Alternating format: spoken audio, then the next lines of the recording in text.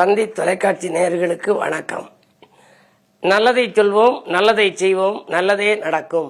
இன்று 23/7/2025 புதன்கிழமை, திருவாதிரை நட்சத்திரம், இரவு 6:50 வரை, பிறகு புனர்பூசம். இன்றைக்கு நான் உங்களுக்கு சொல்ல இருக்கிற நல்ல கருத்து, அயல்நாடு செல்லும் யோகம் யாருக்கு? என்னுடைய நண்பர் ஒருத்தர் 4-5 வருஷமா ட்ரை பண்ணாரு, கிடைக்கல. சரி, ஜாதகத்தையாவது பாருங்க, அயல்நாடு போறாப்புல இருக்கா, எப்பத்தான் போறாப்புல இருக்கும், நிறைய காத்திருந்து ஏமாற்றமாயிருச்சு, குரு பேச்சு ஆயிடுச்சு, சனி பேச்சு ஆயிடுச்சு அப்படின்னாரு. அதாவது ஜாதகத்துல லக்னத்துக்கு 6, 8, 12 இந்த 3 இடங்கள்ல பாவகிரகம் நிக்கணும்.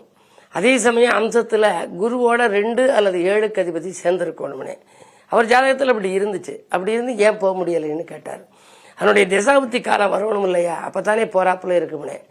பார்த்த ஒரு மாதத்துல அவருக்கு அந்த திசாபுத்தி வந்துச்சு.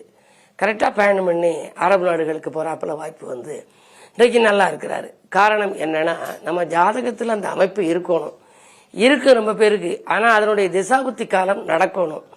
அதை பற்றி ஒரு பாடல் உங்களுக்கு சொல்கிறேன். அதாவது ஜோதிட கிரந்தத்தில் உள்ள கருத்துக்களை கவிதை ஆக்கியிருக்கேன். வெளிநாடு சென்றங்கு படிக்க வேண்டும், விருப்பமுடன் வேலையங்கு கிடைக்க வேண்டும், எளிதான துணையொன்றும் வாய்க்க வேண்டும் என்றெல்லாம் அசை போட்டு பார்ப்போருக்கு வழிகாட்டும் ஜாதகத்தில் லக்னத்திற்கு வாய்த்த 6, 12, 8 தன்னில் ஒளியூட்டும் பாவ கிரகங்கள் இருக்க உயர்ந்த குரு அம்சத்தில் உச்சம் பெற்று களிப்போடு 2, 7 அதிபர் சேர்ந்தால் கண்டிப்பாய் அயல்நாடு செல்லலாமேன்னு ஒரு பாடல். அதாவது அயல்நாடு செல்லணும்னா இந்த அமைப்பு இருக்கணும். இது உங்களுக்கு பல முறை நீங்கள் முயற்சி பண்ணி அயல்நாடு போக முடியலன்னா வருத்தப்பட வேண்டாம். பயணஸ்தானம் 12, 9 நன்றாக இருக்கான்னு பார்க்கணும். இல்லையா, அதுக்குள்ள கிரகங்களுக்குள்ள தசாபுத்தி காலங்கள் வரலைனாலும் அதுக்குரிய ஆலயங்களுக்கு சென்று வழிபட்டு வரலாம். பொதுவாகவே இறை வழிபாட்டுக்கு மிஞ்சினது இல்லை. எனவே இந்த அமைப்புகள் எல்லாம் இருந்தால் கண்டிப்பாக அயல்நாடு சென்று சம்பாதித்து வரக்கூடிய ஒரு பெரிய யோகம் உண்டு என்ற கருத்தை தெரிவித்து இந்திய ராசி பலன்களை இப்பொழுது உங்களுக்கு வழங்கப் போகின்றேன்.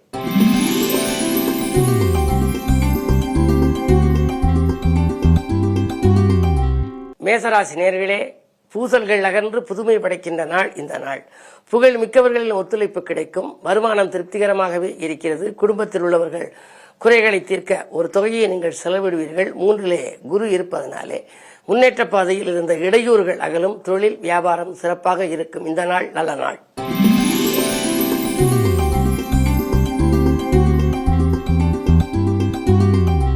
ரிஷபராசி நேயர்களே, ராசிநாதன் சுக்கிரன் ராசியில், தனஸ்தானத்தில் தனாதிபதி. அப்புறம் என்ன, எந்த கவலையும் இல்லை. பொருளாதாரம் சிறப்பாக இருக்கும். புகழ் மிக்கவர்களின் சந்திப்பு கிடைக்கும். ஆரோக்கியம் சீராகி ஆனந்தப்படுத்தும். நேற்றைய பணி சிறப்பாக இன்று முடிவடையும். அது மட்டுமல்ல, ஆடை ஆபரண சேர்க்கை, அதிகார வர்க்கத்தின் ஆதரவு, அன்றாட வாழ்க்கை நன்றாக அமைய நீங்கள் எடுத்த முயற்சிகளில் எல்லாம் வெற்றி கிடைக்கும் நாள் இந்த நாள்.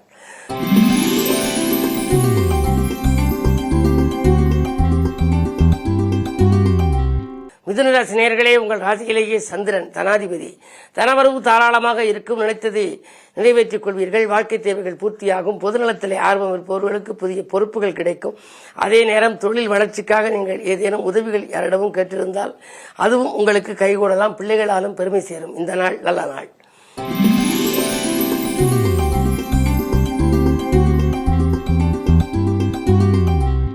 கடகராசி நேயர்களே, உங்களுக்கு இடமாற்றம், வீடு மாற்றம், ஊர் மாற்றம் போன்ற மாற்றங்கள் உண்டு. நல்ல மாற்றங்கள் வருவதை எதிர்பார்த்து காத்திருப்பவர்களுக்கு அந்த மாற்றம் உண்டு. உத்தியோகத்தில் கூட மேலதிகாரிகள் உங்களுக்கு உறுதுணையாக இருப்பார்கள். கேட்ட சலுகைகளை வழங்குவார்கள்.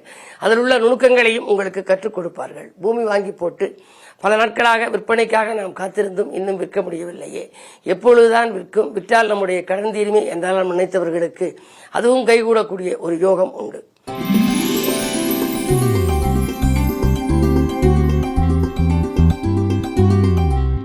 சிம்மராசிக்காரர்களே, உங்களுக்கெல்லாம் இன்றைக்கு பொதுநலத்தில் அக்கறை செலுத்துபவர்களுக்கு புதிய பொறுப்புகள் கிடைக்கும். அது மட்டுமல்ல, ஆடம்பர பொருட்களை வாங்குவதிலும் அக்கறை அதிகம் காட்டுவீர்கள். பயணங்கள் பலன் தருவதாக அமையலாம். சுக்கிரபலம் நன்றாக இருப்பதால் அக்கறை செலுத்தாத காரியத்தில் கூட ஆதாயம் உங்களுக்கு கிடைக்கும். ஆரோக்கியம் சீராகி ஆனந்தப்படுத்தும். திட்டமிட்ட காரியங்களை திட்டமிட்டபடியே செய்து முடிப்பீர்கள். உடன் இருப்பவர்களும் உடன்பிறப்புகளும் உங்களுக்கு உறுதுணையாக இருப்பார்கள். கடன் சுமை குறைய புதிய யுக்திகளை கையாளுவீர்கள். அது பலன் தரும்.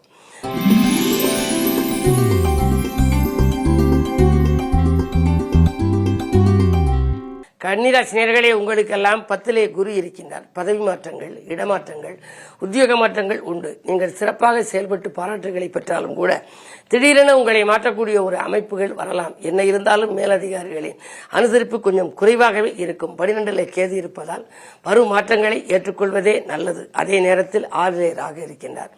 6ல் ராகு இருந்து குரு கேந்திரத்தில் இருந்தால் அஷ்டலட்சுமி யோகம் என்பார்கள். எனவே பொருளாதாரத்தை பொறுத்தவரை சிறப்பாகவே இருக்கிறது. எனவே பணப்புழக்கம் நன்றாக இருக்கும் நாள் இந்த நாள்.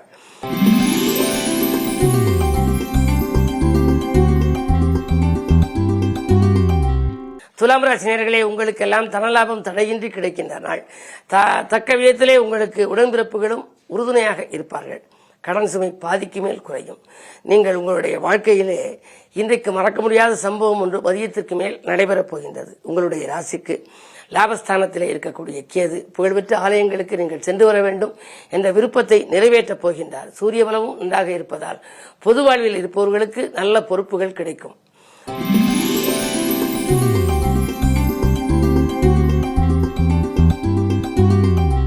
விருச்சிக ராசி நேயர்களே, உங்களுக்கு சந்திராஷ்டமம். எது செய்தாலும் நீங்கள் யோசித்து செய்ய வேண்டும்.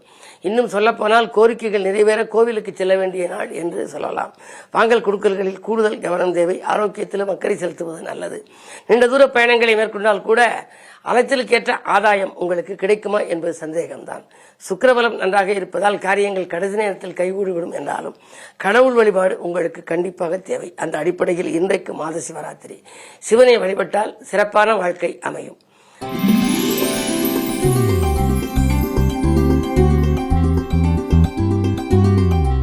தனுசு ராசி நேயர்களே, குரு உங்கள் ராசியை பார்க்கின்றார். அதே நேரம் 7லே புதன், அதுவும் உங்கள் ராசியை பார்க்கின்றார். புதன் தன் வீட்டில் இருந்து அது பார்ப்பதனாலே உங்களுக்கு மிகுந்த யோகம் உண்டு. அதாவது ஏதாவது ஒரு புதிய முயற்சிகள் ஈடுபட்டால் அதில் வெற்றி கிடைக்கும். உறவினர்களுடைய பகை அகலும். நேற்று குறை கூறிய மேலதிகாரிகள் இன்று உங்களை பாராட்டுவார்கள். அதே நேரத்தில் நெருக்கடிகளை சமாளிக்க வாங்கிய கடனை கொடுத்து மகிழ்வீர்கள். அஷ்டமத்தில் சூரியன் இருப்பதால் அலைச்சல் இருந்தாலும் கூட உங்களுக்கு ஆதாயம் உண்டு. நீங்கள் கேட்ட இடத்தில் உதவிகளும் கிடைக்கும். இந்த நாள் நல்ல நாள்.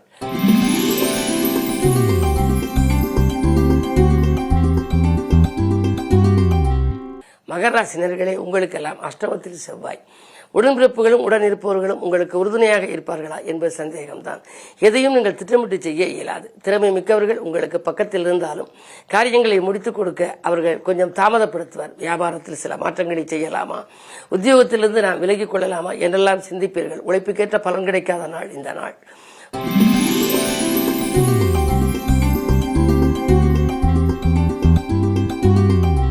கும்பராசி நேயர்களே, உங்களுக்கெல்லாம் செல்வாக்கு மிக்கவர்களை சந்தித்து சிறப்படைகின்ற நாள். செலவு நடை கூடினாலும் கூட உங்களுக்கு வருமானம் வந்து கொண்டே இருக்கும்.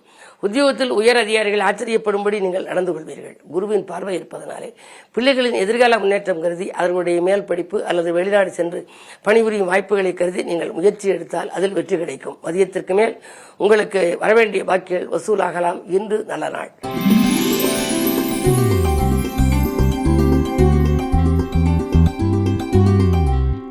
மீனராசி நேயர்களே, அர்த்தாஷ்டம குருவின் ஆதிக்கத்தால் திட்டமிட்ட காரியங்கள் திசை மாறி செல்லும். திடீர்னு உங்களுக்கு நல்ல மாற்றங்கள் வருமா என்று சந்தேகம்தான். வரும் மாற்றங்கள் ஏற்றுக்கொள்ளக்கூடியதாகத்தான் இருக்கும். எப்படியும் முடிந்துவிடும் என்று நினைத்த காரியம் முடிவடையாமல் போகலாம். அதே நேரத்தில் இனம் புரியாத கவலை மேலோங்கும். நண்பர்கள் கூட திடீரென பகையாக மாறலாம். அருகில் இருப்பவர்களை அனுசரித்துக் கொள்ளுங்கள். எந்த புது முயற்சியில் ஈடுபட்டாலும் அனுபவஸ்தர்களை கலந்து ஆலோசித்து செய்வது நல்லது. மேலும் விவரங்கள் அறிய தினத்தந்தி படியுங்கள்.